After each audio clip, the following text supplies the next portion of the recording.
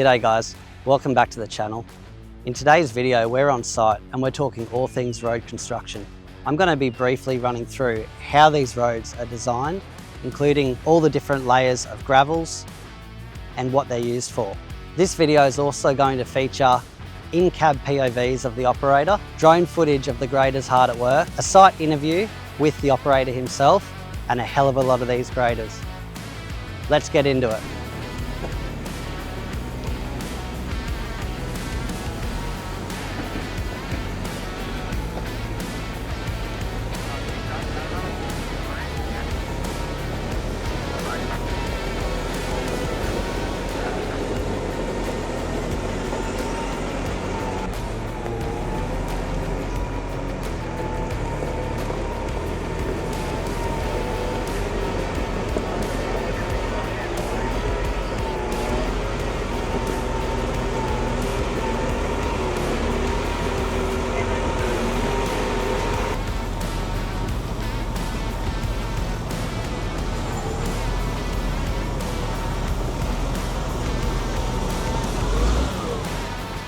Today I'm here with Justin, the final trim grader operator for Kazakh Civil. Justo, thanks for coming on the show, mate. Tell us a little bit about how long you've been operating graders for. I've been in the industry for close to 25 years, started on posi tracks and worked my way up through the machines to the grader, but comfortably I can say that I've been flat out in a grader for now over 10 years, worked my way up to the final trim, and yeah, here we are. Justin, what GPS system are you running in your Cat 140? We're running a Leica MC1 machine control setup, which is pretty red hot. Do you want to tell us what stage of road construction are we currently at? We're currently at our last stage of road construction. We're putting the base course in now. It's a 20mm GGB gravel. Hopefully it'll all be done in 1 week. Final trimmed with a tolerance of 2 to 3mm. What exactly is final trim and why is it so important? Final trim is when you get to the end stage of the road construction and we'll actually pull strings depending on what the seal is, if it's a 30mm seal, 40mm seal.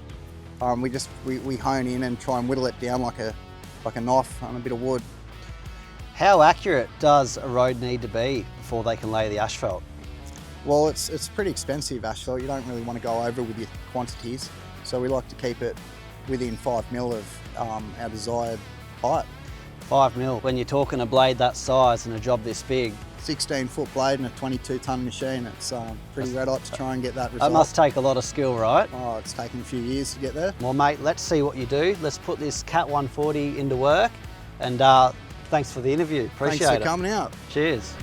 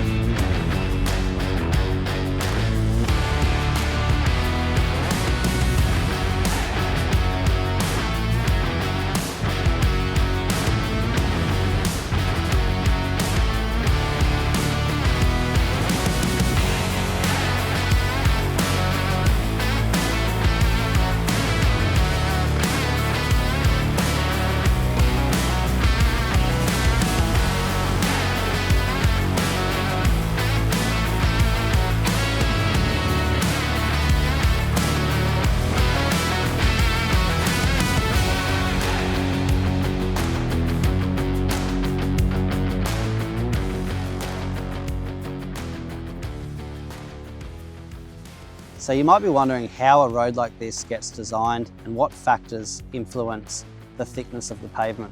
Well, this is all decided by a civil engineer.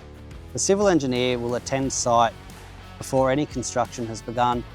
They will take test samples out of the existing ground along the alignment of the road.